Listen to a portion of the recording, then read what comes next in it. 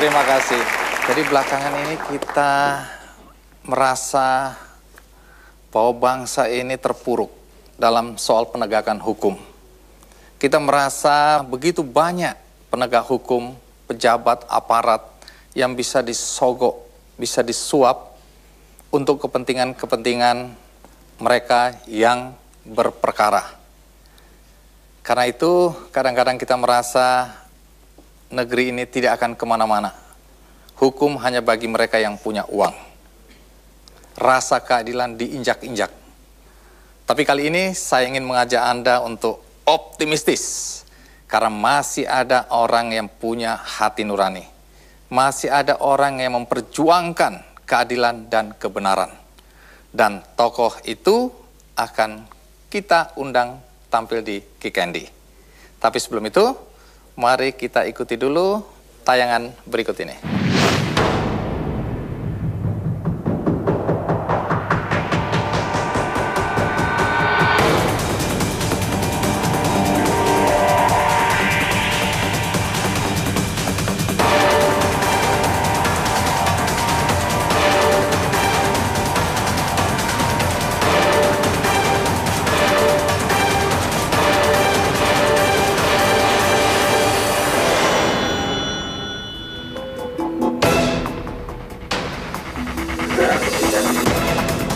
Memperberat hukuman para koruptor yang semua divonis ringan seakan meniupkan angin segar di alam penegakan hukum Indonesia, terlebih pada kasus-kasus korupsi.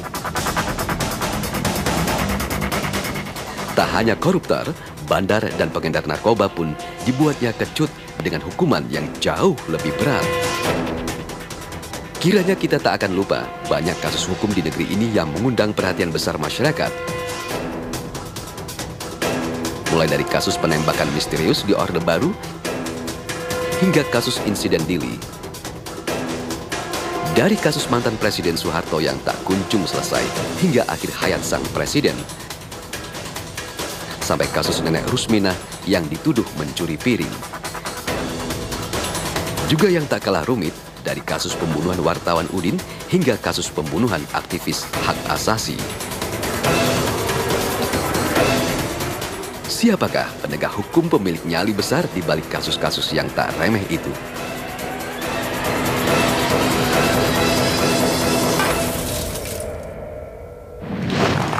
Mari kita sambut Artijo Alkostar. Pak Artijo, terima kasih. Terima kasih, terima kasih. Pak Artijo, ya. Pertanyaan pertama sederhana sekali. Ya. Apakah Anda tidak takut mati?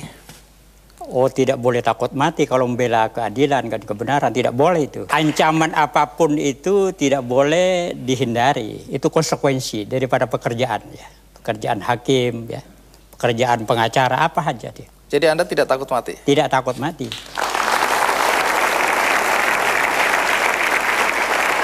Baik, katakanlah Anda tidak takut mati. Ya. Tapi apakah terpikirkan bahwa kalau Anda mati, Iya. Saya tidak mendoakan loh ya. Kalau Anda mati, Iya. kan ada keluarga orang-orang yang Anda cintai yang akan kehilangan Anda. Apakah itu tidak terpikirkan? Oh tidak, begini. Kalau diancam orang itu tidak boleh surut ya. Begini ada filsafat itu di Madura. Lebih baik putih tulang daripada putih mata. Artinya? Lebih baik mati daripada dipermalukan orang. Jadi harga diri ini ya, penting sekali untuk diperjuangkan ya. Perjuangkan. Walaupun nyawa adalah taruhannya. Iya, apalagi membela keadilan. Itu kan amanah.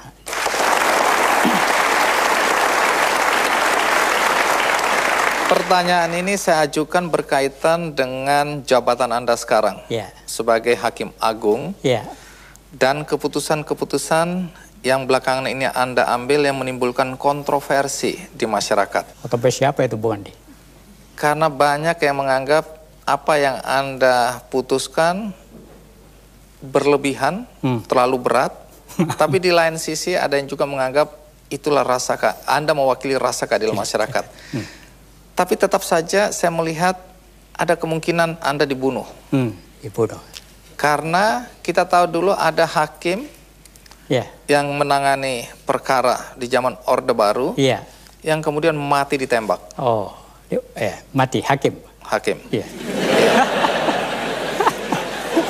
Saya lihat Anda sudah mulai takut ini. Ya? Anda. Kemudian kita juga ingat ada seorang tokoh yang dikagumi banyak orang, Ya. dianggap lurus, tegas, namanya Baharudin Lopa. Kematiannya dianggap misterius. Misterius. Ya. Ada rumors bahwa dia juga diracun. Diracun. Udah mulai takut? Enggak. Oh, enggak. Baik. Sampai di sini apa komentar Anda? Ya begini, dulu ada di Hakim Agung Pak Samsudin ya. Pernah saya mengadili dulu tokoh Orde Baru dengan beliau ini, lalu ditembak itu. Betul. Ditembak, lalu kolega saya itu ngajak saya minta dikawal. Iya. Dikawal. Partijo ini gawat ini, kita perlu dikawal ini. Iya. Oh enggak, saya bilang saya tidak punya uang untuk membayar pengawal. Yang kedua saya bilang kalau menembak saya tidak perlu jauh mencari saya. Saya tiap hari naik bajai di dekat Mahkamah Agung itu. Oh gitu. Lewat mana itu ya? Apanya? jadi tidak perlu sulit mencari saya kalau menembak saya. Jadi keinginan untuk menyewa pengawal waktu itu menurut Anda terlalu berlebihan? Berlebihan, iya. Kalau kita benar ini, malaikat sudah mengawal kita. Baik, tadi Anda mempertanyakan soal keputusan-keputusan Anda yang dianggap atau dinilai oleh sebagian masyarakat kontroversial. Terakhir, berkaitan dengan kasus mantan anggota DPR dari Partai Demokrat, Angelina Sondah. Angelina diputus atau dijatuhi hukuman 4,5 tahun, tapi ketika dia kasasi, Anda memutuskan 12 tahun. Ini sesuatu yang jarang terjadi. Enggak, itu sesuai dengan hukum, Bung Andi. Banyak orang terkejut. Bahkan nyaris 3 kali lipat dari hukuman sebelumnya. Pertama tentu, walaupun mungkin Anda sudah beberapa kali menjelaskan di berbagai media massa, tapi di depan penonton Kick Andy dan penonton juga di rumah, bisakah Anda jelaskan secara sederhana apa saja yang mendasari keputusan Anda dan majelis hakim waktu itu di Mahkamah Agung memutuskan penjatuhan hukuman maksimal sampai 12 tahun? Ya, hakim tentu dalam memutus perkara itu harus ada dasar hukumnya, harus jelas. Pertama adalah pasal harus merujuk pada dasar pemidanaan. Kedua adalah harus merujuk pada dasar putusan. Ya, juga harus dipertimbangkan tentang hal-hal yang memberatkan dan meringankan. Jadi itu diatur dalam pasal 197 KUHP. Jadi sudah jelas itu, Bung Andi. Jadi mesti ada legal reasoning, pertimbangan hukum. Karena masyarakat meskipun tidak tahu hukum itu punya common sense, akal sehat. Jadi di atas hukum itu ada hukum, itu kepantasan. Kepantasan, itu common sense. Jadi hakim itu harus memutus perkara itu harus merujuk kepada puncak kearifan. Puncak kearifan itu adalah satu hal yang di dunia internasional dikenal dengan the golden rule, akal semesta. Jadi kalau itu akal itu sudah mencapai titik atas, semua orang akan menerima itu namanya. Itulah common sense ya. Itulah the golden rule. Jadi itu pertimbangan utama yang Anda dan teman-teman di Mahkamah Agung pakai? Iya. Jadi memutus perkara dengan begitu itu tidak harus hanya hak asasi terdakwa, tapi juga hak asasi rakyat. Apalagi korupsi ini kan merampas hak-hak strategis rakyat. Rakyat yang harusnya hidup sejahtera, mendapat pendidikan yang baik ya. Karena dibajak di tengah jalan oleh koruptor ini, ada sebagian itu kemiskinan, menjadi miskin gitu. Inilah saya kira yang harus dipertimbangkan juga oleh hakim dalam memutus perkara korupsi itu. Nanti saya akan pertanyakan juga, karena ada pendapat yang mengatakan bahwa Mahkamah Agung itu tidak boleh menjatuhkan hukuman melebihi hukuman yang sudah dijatuhkan di pengadilan di bawahnya. Nanti saya akan tanya. Tapi kali ini saya lebih tertarik untuk bertanya lebih dulu mengenai keputusan Anda terhadap Angelina Sondah. Walaupun Anda tadi sudah menjelaskan, tapi ada satu pertanyaan yang juga beredar. Apakah hakim-hakim di dalam majelis hakim yang menangani perkara Angelina Sonda tidak punya rasa kemanusiaan untuk mempertimbangkan bahwa dengan keputusan 12 tahun terhadap Angelina Sonda, ada seorang anak di bawah 5 tahun yang sudah kehilangan ayahnya dan kini harus menunggu ibunya selama 12 tahun. Adakah pertimbangan itu juga ada di dalam majelis hakim? Oh tidak, hakim itu tidak boleh mempertimbangkan hal seperti itu. Jadi hakim itu harus mempertimbangkan hal-hal yang memberatkan dan meringankan yang berhubungan dengan perbuatannya dia. Hak asasi itu dalam hal ini korupsi itu adalah victim, korban daripada korupsi itulah negara. Negara adalah rakyat. Itulah yang harus dipertimbangkan. Jadi dengan demikian pertimbangan kepada korban korupsi ini, korban para koruptor ini adalah rakyat. Saya kan sering melihat, terutama dalam liputan televisi, terdakwa yang menangis terseduh-seduh, bahkan kadang meraung-raung. Anda sendiri pernah nggak menyaksikan hal semacam itu? Enggak, kalau seorang terdakwa itu mesti cari alasan. Sakit, itu biasa terdakwa begitu. Terdakwa itu mencari pembenaran itu. Baik, tapi pertanyaan saya, Anda pernah nggak melihat adegan-adegan semacam itu? Iya, lihat juga di televisi juga ada. Nah, apakah dalam keputusan Anda hal semacam itu tidak menjadi pertimbangan? Enggak, itu kalau terdakwa itu mesti itu sering mengeluarkan seperti air mata buaya keluar air matanya. Gitu. Kalau orang kemudian menuduh atau menganggap menilai Anda hakim yang kaku, hakim yang hanya berlandaskan hukum, hakim yang tidak punya hati nurani, tidak punya peri kemanusiaan. Apa komentar Anda? Enggak, justru saya harus lebih banyak memberikan perhatian pada peri kemanusiaan kepada rakyat, bukan kepada koruptor. Kalau koruptor itu harus dihukum.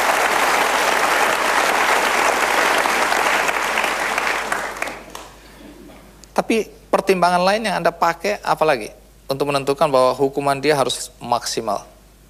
Ya, artinya begini. Jadi perhukuman maksimal itu ada berdasarkan hukum. Kalau di korupsi itu ada dasarnya jelas. Yaitu istilahnya sebanyak-banyaknya yang diperoleh oleh koruptor itu. Jadi bukan yang dinikmati. Iya. Bisa aja yang dikorupsi itu sudah diserahkan kepada orang lain. Serahkan pada istrinya, pada anaknya. Tapi terminologi hukum di pengadilan itu sebanyak-banyak yang diperoleh. Itu yang istilah di masyarakat itu memiskinkan itu. Itu tidak dikenal dalam dunia pengadilan. Dunia pengadilan dan mengenalnya adalah harus mengembalikan uang sebanyak-banyaknya yang diperoleh. Pasal jadi kalau saya korupsi 1 miliar, saya hanya pakai 100 juta, lainnya saya bagi kepada istri, kepada pacar-pacar gelap saya. Ya tetap itu Bung Andi yang bertanggung jawab. Oke, jadi Anda akan usut sampai harta yang saya bagikan kepada siapa saja. Yang diperoleh itu. Beberapa waktu yang lalu Anda kembali membuat gaduh Republik ini. Gaduh? Iya. Enggak lah. Anda membuat gaduh ketika memutus atau menjatuhi hukuman 10 bulan bagi 3 dokter yang dianggap atau dituduh melakukan malpraktek. Dokter itu dari Manado dan semua dokter marah kepada Anda. Tapi sebelum Anda jawab, mengapa Anda sampai memutuskan mereka bersalah? Kita rehat sejenak, ikuti terus Kiken. Di Manado ada 3 dokter yang dituduh melakukan malpraktek. Di pengadilan negeri mereka dibebaskan. Ketika kasasi masuk ke Mahkamah Agung, Anda putuskan ketiga dokter itu bersalah dan dijatuhi hukuman 10 bulan. Keputusan Anda ini menimbulkan kontroversi. Para dokter marah karena dianggap Anda tidak punya kompetensi untuk menilai apakah yang dilakukan oleh 3 dokter itu benar atau salah. Boleh tahu mengapa sampai Anda mengambil keputusan untuk menjatuhi hukuman mereka 10 bulan? Jadi negara kita ini negara hukum. Jadi siapa yang melanggar hukum itu harus dipidana. Jadi jangankan dokter, hakim aja kalau salah itu harus dihukum. Termasuk Hakim Agung ya? Iya, termasuk Hakim Agung kalau salah. Jadi hakim itu seperti saya sering katakan ya, sering katakan kepada keluarga saya, ya saya ini di dunia ini ada sebagai Hakim Agung, tapi di akhirat itu calon terdakwa semua orang itu.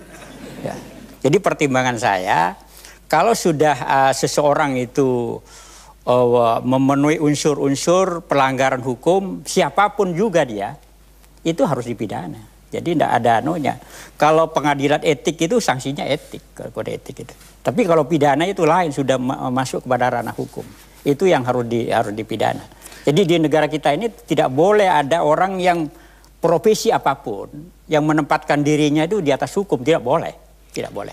Para dokter yang menggugat atau yang marah pada keputusan Anda mengatakan bahwa mereka tidak keberatan dokter-dokter yang melakukan aborsi, ya, korupsi, itu dihukum seberat-beratnya.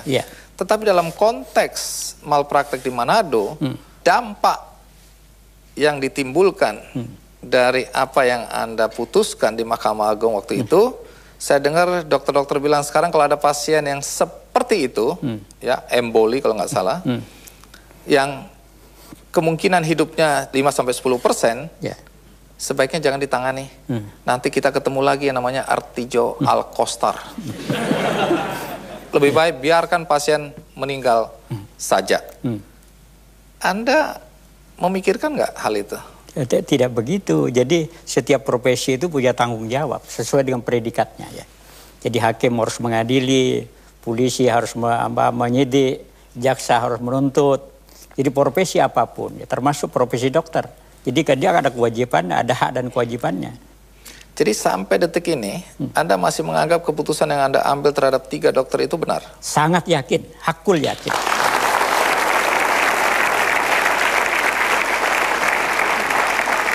Ada pendapat yang mengatakan, Mahkamah Agung tidak boleh menjatuhkan hukuman lebih berat daripada pengadilan di bawahnya. Mereka yang berpendapat seperti ini mengacu pada hukum yang berlaku di Amerika katanya, atau Inggris. Saya tidak ngecek kembali. Tapi saya hanya ingin bertanya kepada Anda, apakah hal itu menurut Anda benar? Oh, tidak benar. Kenapa tidak benar? Tidak benar. Jadi kasasi itu kan alasannya salah menerapkan hukum, melampaui batas kewenangannya. Jadi kalau salah menerapkan hukum itu harus diluruskan. Itu kontrolnya ada di legal reasoning, pertimbangan-pertimbangan. Hakim itu benar nggak pertimbangan, menimbang. Itu kalau putusannya itu tidak benar, itu harus diluruskan, itu kelihatan sekali. Sebagai manusia, ketika Anda menjatuhkan keputusan yang kemudian membuat gaduh negara kita, di masyarakat, adakah kemudian Anda mulai bertanya-tanya dalam hati apakah keputusan ini memang baik dan tidak baik, atau itu tidak mengganggu Anda? Sama sekali tidak mengganggu. Jadi Anda bisa tidur nyenyak? Saya harus tidur nyenyak saya. Jadi hakim itu tidak boleh memutus dengan perasaan ragu-ragu, tidak boleh. Itu harus yakin betul ya. Yakin betul. Jadi ketika Anda tahu bahwa keputusan Anda itu menimbulkan riuh rendah di masyarakat, biasanya apa yang Anda lakukan? Oh, tidak apa, saya nyenyak aja, tidur saya tidak ada.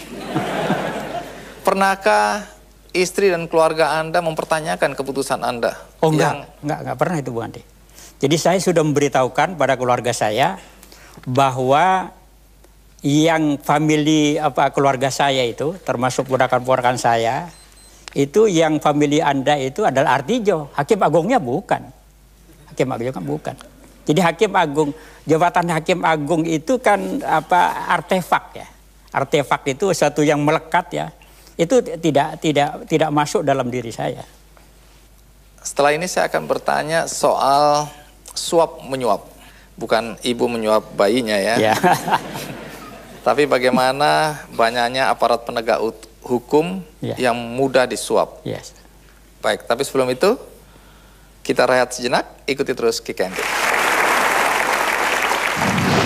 Dalam perjalanan karir Anda, Anda pernah menyuap nggak? Menyuap tidak, jelas dari mana itu menyuap. Bisa aja waktu Anda jadi pengacara dulu. Oh, nggak pernah saya, nggak pernah. Kalau disuap? Disuap, nggak pernah juga. Kalau dicoba disuap ya bisa aja tidak orang.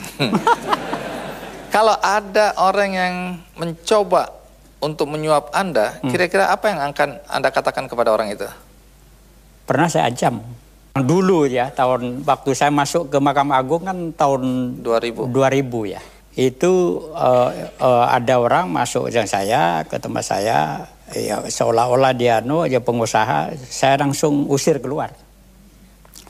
Pernah ada orang juga ngirim surat kepada saya, fotokopi cek, gitu. Katanya, Pak Artidjo nomor berapa nomor rekeningnya Pak Artidjo? Saya balas surat itu dengan marah.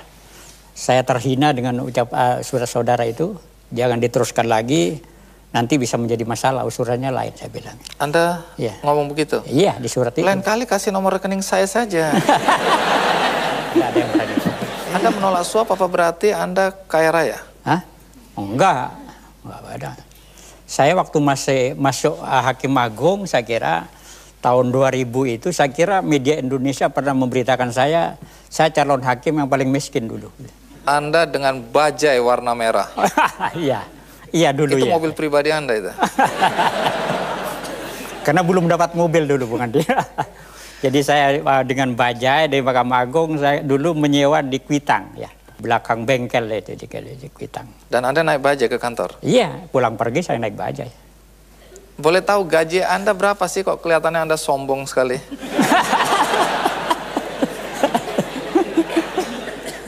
Iya, itu saya tidak tahu, lupa saya, bukan di jumlahnya itu gaji saya. Saking banyaknya atau saking cepat habisnya? Coba. Saya kira yang kedua itu aja. Baik, selain penghasilan sebagai Hakim Agung, ada pendapatan di luar itu? Oh, nggak boleh. Apa cukup gaji Anda untuk hidup? Ya kita ini kan ukurannya kan muremas saya itu, saya bekerja di Mahkamah Agung ini kan bukan untuk mencari fasilitas. Saya akan berkhidmat di Mahkamah Agung ini, akan menghabiskan sebagian usia saya itu untuk menegakkan keadilan, itu aja. Jadi kalau ada fasilitas saya pergunakan, kalau tidak ada ya saya tidak pernah komplain dulu. Baik, sebelum saya tanya lebih lanjut, ada baiknya kita mengenal lebih jauh Pak Artidjo dengan melihat perjalanan karirnya berikut ini.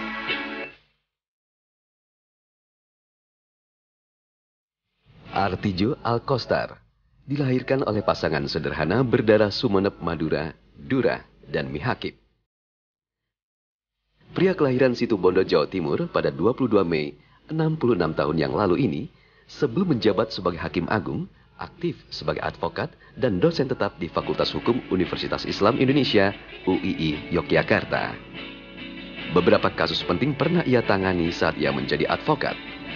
Di antaranya sebagai anggota tim pembela insiden Santa Cruz di Dili, Timor Timur tahun 1992. Yang intensif itu memang lawyernya 3. Antara Pak Artidjo Alkostar, saya sendiri dengan ada dari Ikadin, Dumios atau Maranatha II. Pak Artidjo di sana cukup menunjukkan jati dirinya, bahwa dia sebagai orang yang memang advokat yang lurus, artinya lurus dengan koridor hukum, dan dalam tanda petik cuek dengan kemungkinan intimidasi yang ada di sana melalui jaringan-jaringan yang mungkin tidak resmi, intel, lewat sopir taksi, lewat penjaga hotel, resepsionis yang selalu terkesan memang memata-matai kita. Jadi ya mungkin sebagai daripada teror untuk membatasi atau bahkan kalau bisa menghentikan tindakan pembelaan. Selain pernah menjabat sebagai Direktur LBH Yogyakarta periode tahun 1983 hingga 1989, Artidjo juga pernah bekerja di Human Rights Watch Divisi Asia di New York selama 2 tahun. Artidjo juga menjadi ketua tim pembela untuk gugatan terhadap Kapolri untuk kasus pelarungan darah wartawan harian Bernas, Fuad M. Syafruddin. Di tahun 2000, Artidjo mendirikan kantor pengacara yang ia namakan Artidjo Alkostar and Associates. Meski di tahun yang sama, alumnus Fakultas Hukum Universitas Islam Indonesia Angkatan 1976 ini harus menutup kantor hukumnya karena ia terpilih sebagai Hakim Agung. Saat diangkat menjadi Hakim Agung, ia melaporkan kekayaan berupa rumah berukuran 54 meter persegi di atas tanah seluas 200 meter persegi di Jalan Cerme, Perum Sidoarum, Godean, Sleman, Yogyakarta. Sebagai Ketua Kamar di Mahkamah Agung RI, kesederhanaan dan kejujuran telah menepanya menjadi sosok bernyali untuk memutuskan perkara besar.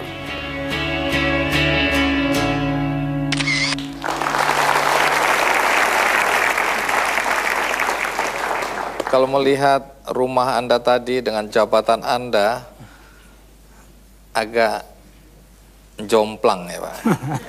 Karena kita tahu banyak sekali penegak hukum yang rumahnya mewah-mewah.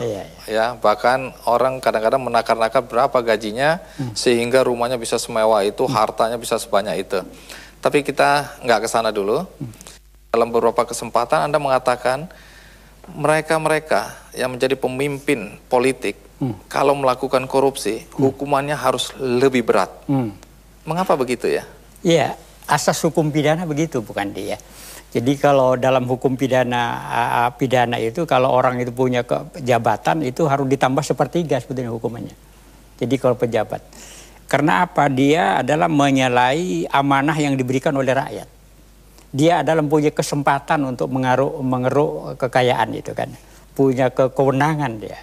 Jadi untuk itu saya kira penghinatannya menurut saya Pak ya, sifat kejahatannya itu lebih besar daripada orang yang tidak punya jabatan. Itu harus diperberat itu. Termasuk Anda menekankan beberapa kali tentang pejabat di perpajakan. Jadi pejabat pajak. Ya. Anda bilang kalau dia melakukan korupsi hukumannya harus lebih berat. Iya. Dasarnya apa lagi nih? Ya itu uang rakyat Pak Budi. Jadi jantung negara, penerimaan negara ini kan dari pajak kan. Bayangkan saja kalau pajak itu lalu dikorupsi oleh pejabat pajak sendiri. Ini kan mengkhianati rakyat. Baik. Di sini ada Bang Buyung Nasution. Kalau saya lihat tadi di foto-foto yang sudah mulai buram, Anda tampak bersama Pak Artidjo. Artinya hubungan Anda cukup lama ini ya? 40 tahun lah lebih. 40 tahun. Ya.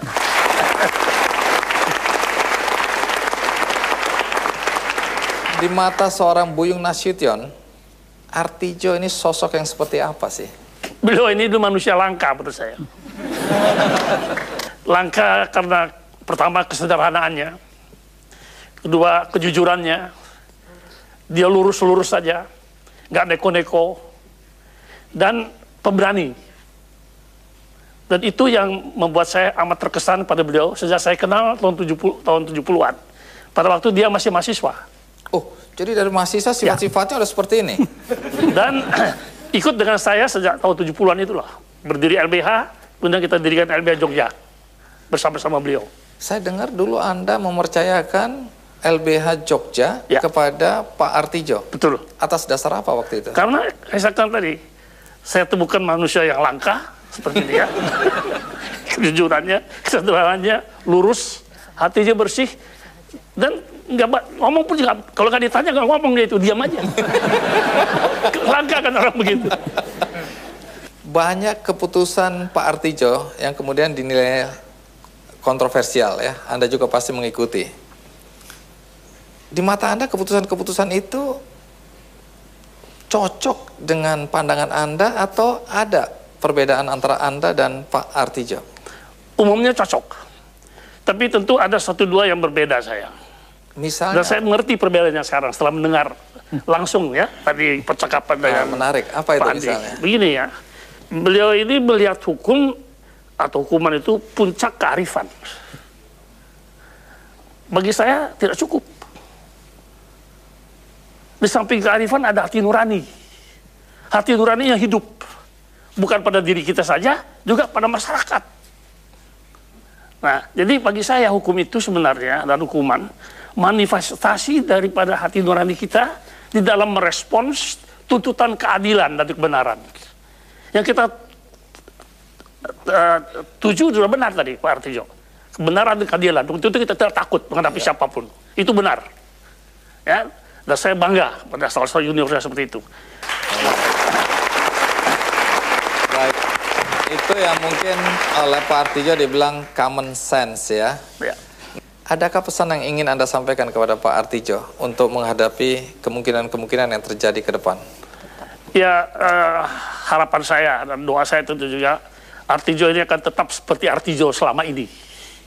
Ya, tetap tegar, ya, menegakkan, memperjuangkan kebenaran dan keadilan, tapi tidak hanya dengan kearifan dalam arti akal sehat kita, common sense, tapi juga hati nurani yang hidup di dalam masyarakat. Pak Artijo, pada saat terjadi pembantaian di Santa Cruz, Dili, ya di kuburan, Anda termasuk pembela aktivis, yang mendukung atau pendukung dari Sanana Gusmao. Padahal itu melawan pemerintahan kita. Betul. Nah, saya akan tanya, karena katanya sempat sampai ada ninja yang dikirim untuk membunuh. Membunuh siapa? Rencana membunuh saya. Malamnya, Beberapa kesempatan Anda mengatakan kalau ada yang mau meneror Anda, maka dia salah alamat. Betul ya. Betul. Pengertiannya apa itu? Sejak pengacara dulu ya, pengacara jalanan, saya bukan pengacara gedongan. Waktu saya membela pembunuhan misterius yang Bang Buyung juga menangani itu. Petrus. Petrus. Orde Baru ini ya? Orde Baru itu. Itu dia kirim surat sama saya, surat kaleng. Dia itu siapa? Ya enggak tahu namanya siapa, misterius. Isinya? Isinya begini, Artijo, kamu jangan sok pahlawan. Pembunuh misterius datang ke tempat tidur Anda setiap malam. Kalau perempuan kita terima aja. Sebagian orang waktu itu juga setuju loh, karena setelah ada Petrus, relatif kejahatan menurun, orang lebih merasa aman. Nah itu kan harusnya bagus. Itu sementara aja. Ini kan saya pernah dikritik gitu oleh lawyer waktu saya bekerja di Human Rights Watch di New York. Kenapa? Jadi kritiknya begini, Artijo, itu penembakan misterius itu kan untuk mengalihkan perhatian katanya. Mengalihkan perhatian pada korupsi yang besar di Indonesia waktu Orde Baru itu untuk menembak kriminal yang miskin. Yang kedua adalah tidak masuk akal ya. Kalau menyelesaikan masalah kejahatan itu dengan menembak orang tanpa diadili, itu tidak dibenarkan dalam keadaan apapun. Ya, yang ketiga saya kira ya ternyata setelah itu juga kejahatan muncul lagi setelah itu. Tidak menyelesaikan akar permasalahan. Akar permasalahannya. Kemudian soal Santa Cruz. Ya, Santa Cruz. Saya dengar Anda bukan saja diteror, tapi juga ada tadi. Katanya ninja ya. Yang dikirim untuk membunuh Anda. Iya, betul. Kenapa disebut ninja? Ya karena berpakaian ninja. Coba ceritakan apa yang terjadi waktu itu. Ya, saya ini kan membela di Santa Cruz itu kan 4 bulan saya berturut-turut. Dikirim dari LBHI dulu, kalau tidak kirim 4 atau 5 orang ya. Tapi karena diteror setiap malam, setiap hari, kawan yang lain itu pulang. Tinggal berapa yang tinggal bertahan? Saya sendiri.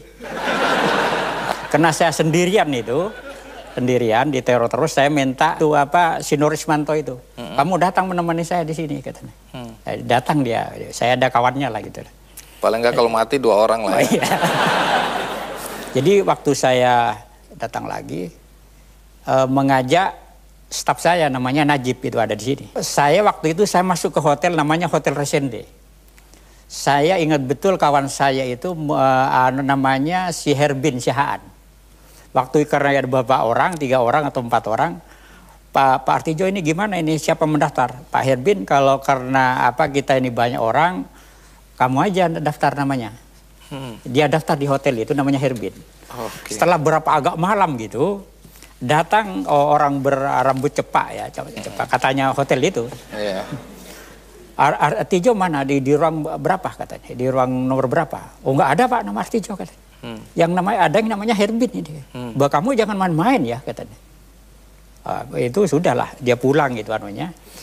Jam 12 malam itu si Najib ini berteriak-teriak.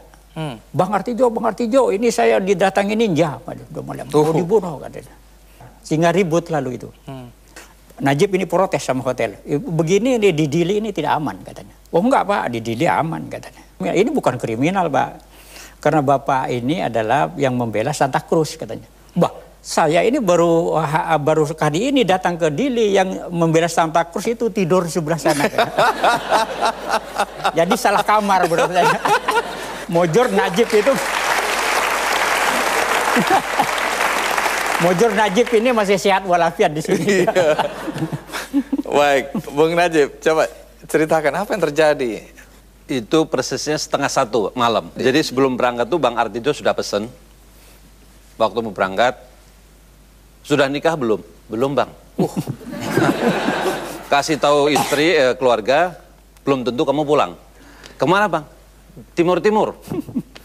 Perkara anti integrasi. Udah, berangkat malam itu hari Jumat waktu itu, Bang ya. Datang kita menjelang sholat Jumat, kita ke masjid, pulang dari masjid sudah Bang Ar udah pesan, ada kejadian apapun jangan keluar hotel. Tapi baru masuk hotel kira-kira 1 jam ada kecelakaan di depan hotel persis. Saya keluar. Begitu saya keluar, kerumunan massa itu ngelihat saya sosok yang aneh ini. Arab-Arab atau dari timur-timur atau dari mana. Saya masuk hotel sudah diikutin. Betul kata Pak Nur Ismanto tadi. Malamnya, saya lagi tidur. Karena hari itu lelah, TV masih nyala, tapi gitu ya. Semut aja gitu. Semut gitu. Ya. Saya bangun, saya pikir suara semut TV itu, saya matiin. Masih ada suara lagi. Oh mungkin AC lama gitu. Saya berdiri, saya matiin. Sudah 2 ini mati, baru terdengarlah suara itu. Grok, grok, grok. Saya langsung otomatis membuka jendela. Jangan-jangan ninja. Jadi, saya bukalah dari samping. Wah, betul. Pakai, saya ingat persis itu peso komando. Jadi, kawat kasarnya sudah disobek. Dia gerajilah gitu, dia potong pakai peso itu. Karena kawatnya tipis. Saat itu saya bisa tenang, yang terpikir pesan Bang Artijo tadi, belum tentu pulang. Aduh. Sesaat saya ambil kursi, sambil saya buka. Disitulah saya baru tahu kalau itu benar ninja. Lalu tembok itu saya berdiri dengan tangan begini masih tinggi. Cuman 2 lompatan. Dari jendela ke teras lalu lompat tembok itu. Hilang. Jat. Lalu saya teriaklah panggil Bang Artijo tadi. Lalu kita komplain. Bapak ada kejadian begini-begini di Geraji. Itu bukan kriminal. Wah, tensi saya langsung naik. Bukan kriminal gimana? Itu kamar di Geraji. Bapak ada pekerjaan apa? Pak Artijo jawab, pengacara kasus Santa Cruz. Yang Anda bilang clandestin gitu Bang Ar dulu ya. Kalau yang Anda bilang bukan clandestin, Anda selamat. Oh, jadi dan itu mulai dari hari datang, itu. betul, sampai 2 minggu di sana. Setiap hari kita diteror. Jadi situasinya waktu itu memang mencekam ya. Mencekam ya, cakep. Di pengadilan kita lihat sekarang betapa orang bisa berkelahi. Ya, berkelahi. Ya. Jaksa dikejar-kejar, hakim dikejar-kejar, antara terdakwa dan korban berantem, keluarganya berantem lagi di luar. Ya. Kacau balau. Ya. Apa yang terjadi sebenarnya? Ya begini, saya kira di negara kita ini dunia peradilan itu terlalu liberal ya, terlalu bebas gitu ya. Kalau di negara lain saya kira, yang saya tahu baik itu di Amerika, Belanda maupun di Inggris ya, itu tidak seenaknya itu wartawan datang ke ruang pengadilan. Kok gitu. Anda menuduh wartawan? Hah? Saya bilang orang-orang lain kok Anda menyorot-nyorot sampai sekarang kan live begitu aja. Jadi negara kita ini tidak ada ketentuan tentang contempt of court, tadi penghinaan terhadap peradilan. Ya, jadi Bang orang Buyung pernah ngalami ya, baru tolak pinggang, diusir. Ya, seharusnya itu kita dikembalikan lagi dunia peradilan ini untuk menerapkan contempt of court itu. Pak Artijo, gara-gara Anda sekarang ini dianggap momok bagi para koruptor, karena keputusan-keputusan Anda itu melipat gandakan hukuman bagi mereka, ada kecenderungan sekarang koruptor tidak mau kasasi. Di satu sisi Anda selalu mengatakan Anda rindu untuk bertemu para koruptor di Mahkamah Agung. Berarti nggak akan ketemu-ketemu, yang lain lari semua Anda sendiri. Boleh tahu, apakah Anda merasakan bahwa ada ketakutan dari koruptor untuk kasasi sekarang ini? Indikatornya itu mencabut itu. Beberapa orang itu mencabut seperti itu. Istrinya Nasaruddin. Ya. Kemudian KPK bahkan. Ya, dua KPK itu dua mencabut. Ini dimungkinkan ya mencabut perkara? Ya boleh, sebelum diputus boleh mencabut itu. Kalau kasus neneng istrinya Nasaruddin saya dengar bahkan sudah diputus sebenarnya, belum diumumkan. Kita putus itu pukul 3 ya. Iya. Suratnya itu masuk baru pukul 4, jam 4, pukul 4 sore. Iya, kita tolak aja kasasinya itu. Termasuk yang keputusan Anda yang dianggap ekstrim adalah terhadap bandar narkoba. Narkoba ya. Julukannya Alung kalau nggak salah. Iya, iya. Yang sebenarnya sudah diputus 1 tahun. Iya, iya. Kemudian jaksa mengajukan kasasi. Ya. Di Mahkamah Agung Anda putuskan berapa lama? Masih ingat? Lupa saya. Anda putuskan 20 tahun. Iya.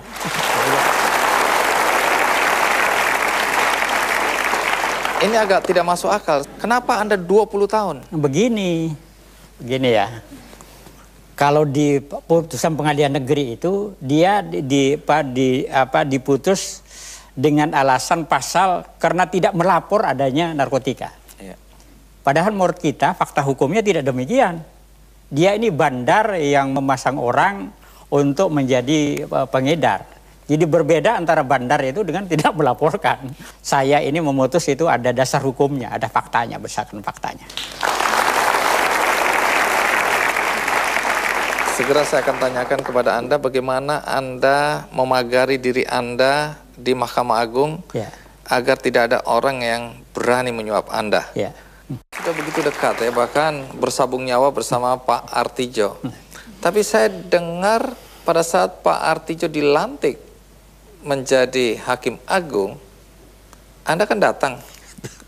Apa kalimat pertama yang diucapkan oleh Pak Artidjo? Saya datang ke kantor beliau dengan niat mengucapkan selamat. Bapak siapa? Saya mantan asistennya. Di mana? Di Jogja. Begitu Pak itu masuk, pertama yang keluar, kamu punya perkara? Enggak bang, kalau punya Pak perkara Artidjo ngomong keluar. ke Anda gitu. Teganya Anda ya. Kalau nggak punya kalau ada perkara Keluar. keluar. Enggak bang, saya ingin ngasih selamat, duduk.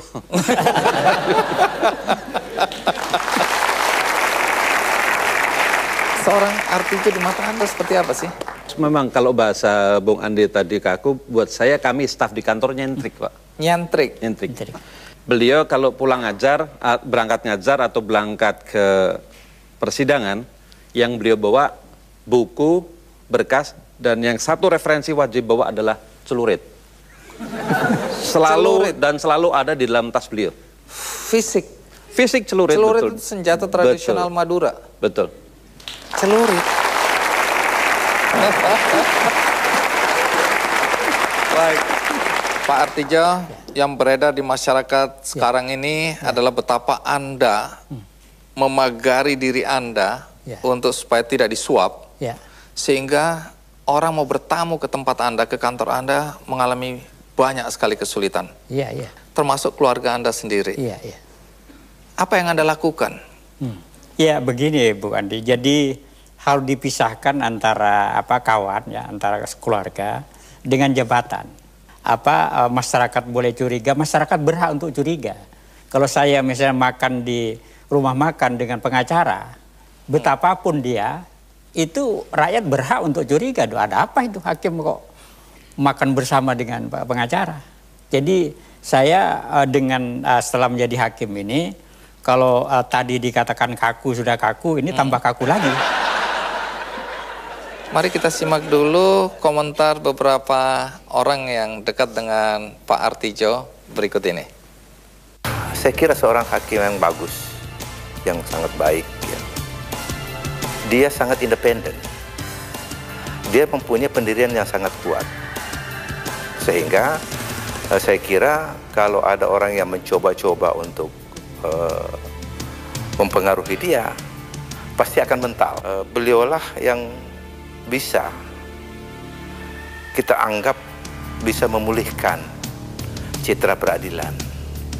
Ya, kenangan saya dengan Artidjo sederhana ya, bahwa dia itu orang yang terlalu serius, tidak pernah pacaran, ya kan?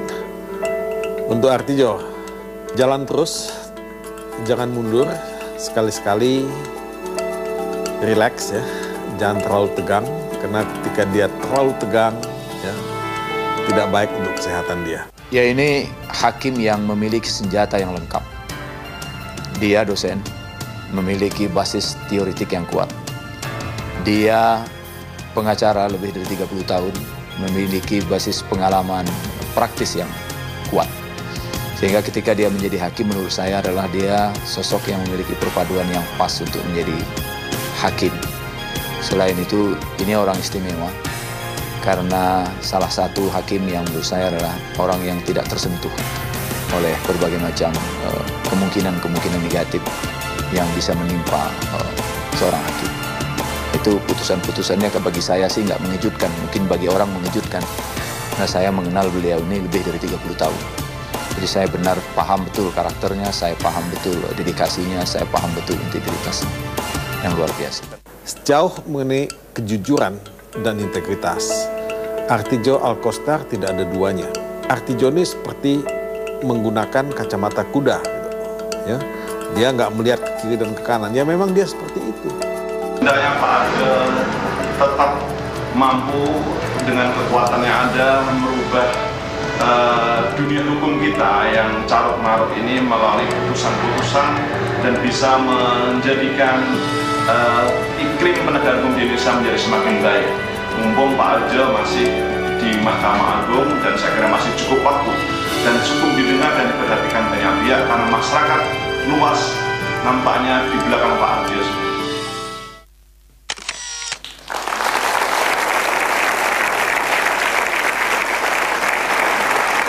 Semua orang mendukung dan berada di belakang Anda. Itu kan membesarkan hati ya. Iya. Sebagian besar atau sebagian dari teman-teman Anda ya yang bergerak di bidang hukum itu menolak hukuman mati. Hukuman mati ya. Padahal Anda sekarang ini paling keras kesannya menyetujui hukuman mati. Iya, betul. Anda setuju hukuman mati? Setuju. Alasannya? Alasannya itu pada kejahatan-kejahatan tertentu. Misalnya? Jadi tidak semuanya. Pembunuhan yang disengaja dan korbannya banyak ya. Dengan sadar dia ya. Dengan sadar dia. Ya juga kejahatan-kejahatan lain yang kualitas kejahatannya itu adalah merupakan kejahatan kemanusiaan. Misalnya? Ya termasuk korupsi sebetulnya itu. Oh, jadi Anda setuju koruptor dihukum mati? Iya, saya setuju. Setuju saya.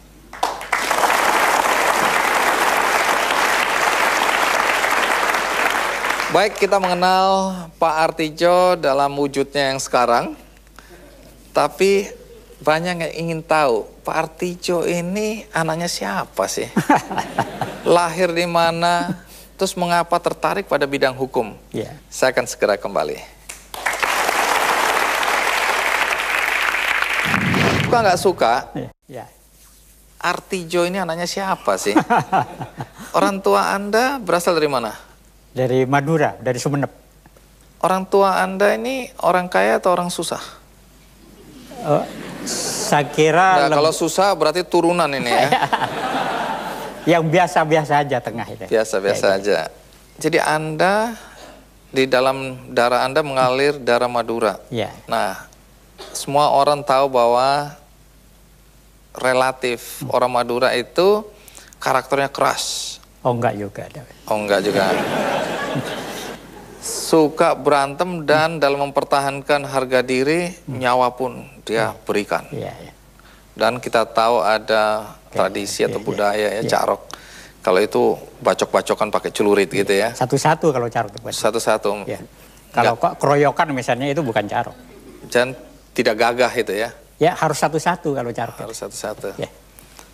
Anda dan saya tidak ada masalah kan ya? Baik. Saya juga mendengar bahwa selain petani, ayah Anda ini orang pinter. Bukan profesor ya, orang pinter itu orang yang bisa melihat jauh ke depan. Oh enggak, bukan begitu Pak. Bukan begitu. Ada yang bilang banyak orang juga atau beberapa orang datang kalau kena santet minta tolong ayah Anda. Oh iya, kalau itu ya umum lah itu kan membela. Karena di Sumeneb itu umumnya orang tahu tentang hal itu. Jadi Madura Timur itu biasanya punya ilmu-ilmu yang bisa menangkal santet gitu-gitu. Orang tua Anda punya itu? Saya tidak tahu, saya tidak pernah tanya, tapi ada orang sering begitu minta tolong dulu gitu. Bukan berarti itu ada ilmu yang diturunkan pada Anda? Oh enggak. ilmu kebal misalnya. Enggak. Sehingga Anda nyalinya sampai sekarang ini. Enggak ada ilmu kebal. Saya kira kalau di dunia ini menurut saya tidak ada orang kebal itu. Yang luput itu ya itu adalah lindungan dari Yang Maha Kuasa itu. Jadi bukan ilmu yang diturunkan ayah Anda kebal bacok enggak. Ditembak nggak mati gitu enggak ada itu. Jadi Anda bisa mati juga ya? Iya. Baik, Pak Artijo. Saya dengar Anda sendiri pernah disantet. Atau diisukan santet karena foto Anda katanya dikasih ke orang yang suka nyantet. Oh itu iya, begini itu ceritanya. Pada waktu itu saya dissenting opinion suatu perkara itu. Tidak perlu saya sebutkan. Iya. Lalu kawan itu bilang, Pak Artijo, ini karena Pak Artijo ini sendiri yang berbeda. Ini sudah dikirim ke Banten katanya. Katanya ya. Mau disantet? Tidak tahu saya. Iya. Fotonya sudah dikirim. Terus? Ya kok pakai seperti itu apa? Itu kalau di Madura itu kelas seperti itu masih kelas taman kanak-kanak itu. Jadi saya curiga memang ilmu Anda ada ini. Oh enggak.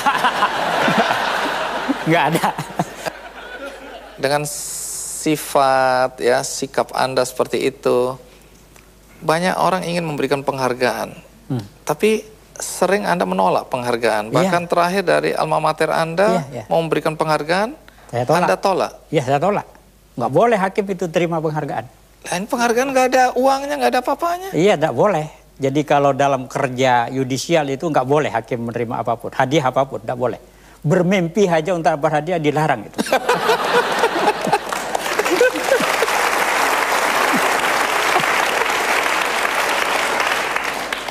Suka nggak suka, Anda disebut-sebut akan mampu menandingi kepopuleran ketenaran Pak Jokowi kalau Anda jadi calon presiden. Itu tidak benar sama sekali. Yang pertama, saya tidak berminat. Yang kedua, saya tidak punya bakat. Yang ketiga, saya tidak punya hubungan emosional apapun pada partai apapun. Tidak pernah saya. Karena saya di LBH dulu, di Anukan Bambuyong ini kan menjaga jarak dengan partai itu. Jadi kalau ada orang mengusulkan Anda untuk jadi calon presiden? Nolak saya, jelas nolak. Dalam kesibukan Anda sebagai Hakim Agung, apakah Anda masih sempat mendengarkan musik? Musik ya sering saya. Musik apapun, musik itu adalah indah kalau itu berhubungan dengan getaran hati kita. Musik apapun.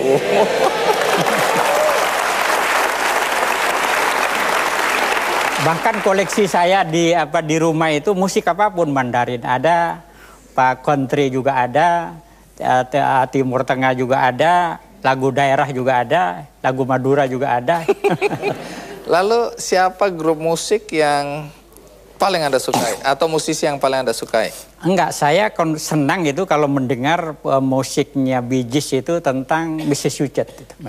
Wow, coba kita dengarkan lagu kegemarannya Pak Artijo berikut ini. Nah, ada juga yang mengatakan bahwa Anda termasuk orang yang jarang pakai kaos kaki. Dulu ya, jarang saya. Oh, tapi syukur hari ini Anda pakai. Oh, iya, pakai. Katanya juga jarang pakai ikat pinggang. Iya, dulu ya. Artinya sekarang sudah lebih makmur maksudnya. Baik, kalau hobi apa? Hobi saya? Iya. Hobi saya ya tanaman. Dulu saya sering, karena membela perkara sering kalah saya dulu. Saya memelihara ayam begisar.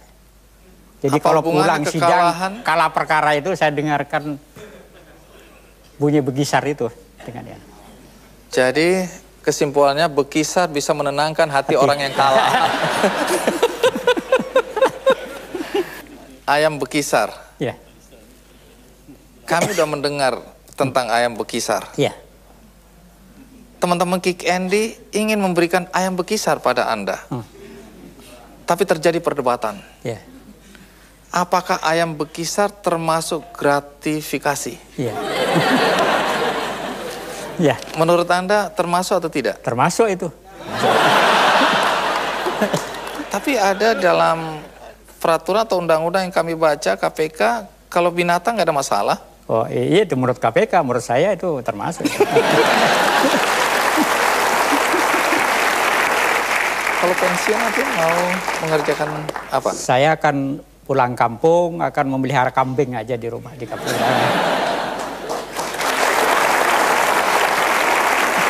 Pak Artijo, terima kasih banyak sudah mau datang ke acara Terima Kick and kasih Day, atas undangannya Bung Andi. Iya. Sukses. Dan seperti biasa Pak Artijo, kami akan membagikan buku ya di akhir acara ini. Buku ini juga menceritakan kisah perjuangan atau pembelaan terhadap orang-orang kecil. David and Goliath. Ketika si lemah menang melawan raksasa. Malcolm Gladwell. Dan ini akan menjadi milik Anda satu-satu yang hadir di sini. Bagi Anda di rumah, Anda juga bisa mendapatkan buku ini melalui undian di website kickandy.com. Dan Pak Artijo, di ujung ini ada tradisi bagi Kick and Day untuk memberikan karikatur. Karikatur. Ini pasti tidak masuk gratifikasi. Karikatur tentang Pak Artijo. Ini bukan saya yang buat ya. Inilah Artijo. Baru Anda boleh lihat. Baik Pak Artijo, mudah-mudahan karikatur ini memberikan semangat pada Anda. Sama seperti kami yakini, banyak orang mendukung Anda karena kami merindukan orang-orang yang bisa menegakkan hukum dan membuat bangsa kita bisa lebih maju lagi. Terima kasih. Iya. Tapi supaya nggak penasaran, kita tunjukkan ayamnya dulu ya. Tuh ayamnya Pak. Anda masih bisa berubah pikiran.